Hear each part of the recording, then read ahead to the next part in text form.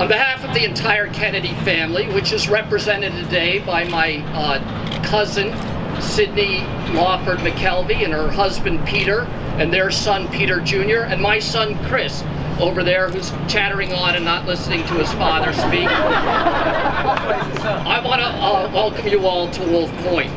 Before I go any further, I also want to acknowledge Joe Haycom, who has been the Kennedy family's single most important confidant for nearly 5 decades.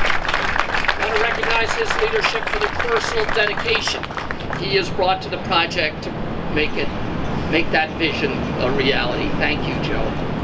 The Wolf Point development represents a $1 billion commitment to the downtown core of Chicago.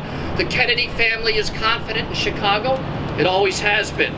When my grandfather, Joe Kennedy, returned to the United States from his position as ambassador to England, he believed that after World War II, the country would remain free of the grip of the Great Depression and continue on the road to prosperity.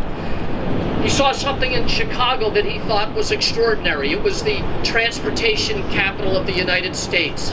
It had stable and powerful political leadership, and it had a confident group of business leaders. He thought the combination of those 3 things would create one of the fastest growing regions in the country, and he invested heavily in Chicago. Those factors were at work 60 years ago, and now with Mayor Rahm Emanuel's leadership, they are still true in Chicago today. In fact, we've added 50,000 people to the downtown core in recent years, which makes the downtown one of the fastest growing residential areas anywhere in the United States. The Wolf Point Peninsula is at the confluence of the east, south, and north branches of the Chicago River. The river helps inspire one of the blue stripes on the flag of Chicago itself. This geological feature helps define our city.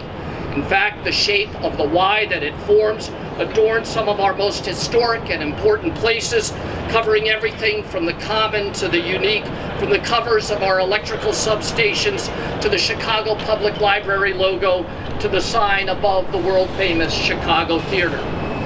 Out of respect for this prominent and important location, we're following a master plan developed by the genius dean of the Yale School of Architecture, Caesar Pelli, whose firm Pelli Clark Pelli has been responsible for some of the most admired and important architecture anywhere in the world, including the stunning Petronas Towers. Throughout American history, as citizens of this country, we have believed in the notion that America is the land of opportunity, where the American dream of rising from rags to the riches is the promise of our country.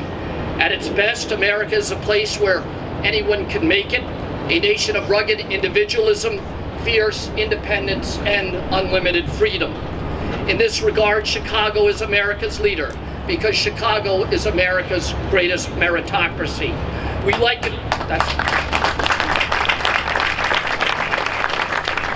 We like investing here because such a place is a place where any of the millions of citizens who live here might, during their lifetime, be a prospect for space in one of our buildings.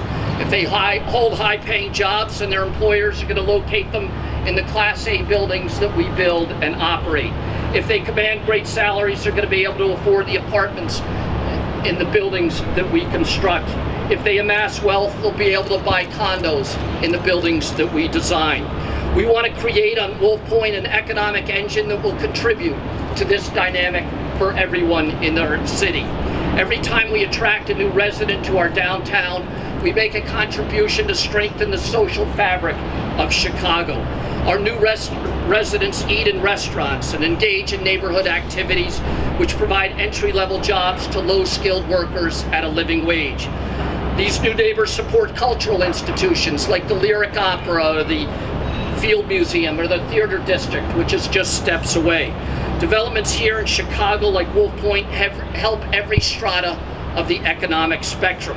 From the great private equity firms that are fueling our high-tech economy in Chicago, to the entry-level workers just starting off, the economic boost that we can provide on Wolf Point should help them all.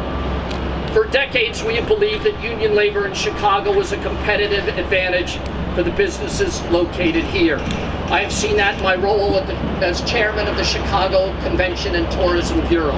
I've seen trade shows temporarily leave our city only to be forced to fly our Chicago skilled union labor to Florida and Georgia and Nevada until those trade shows could return here to the professionalism of McCormick Place.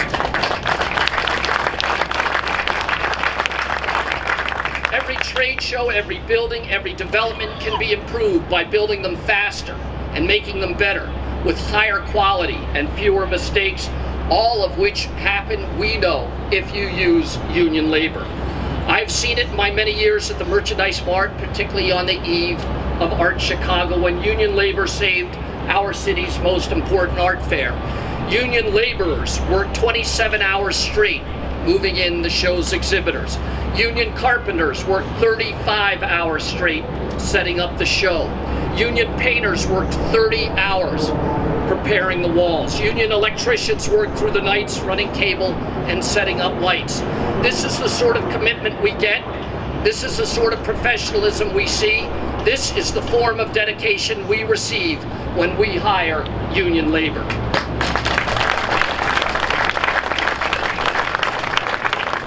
Thank our team of advisors and partners, the team at Park Agency, Heinz, Magellan, BID, PNC, Bank of America, Wintrust, the Northern Trust, Jack George, Mike Czar, Ron Marmer, Chris Wilson, BKL, Ike Saunders, the Prussian family, the team at HFF and RL Edwards Partners.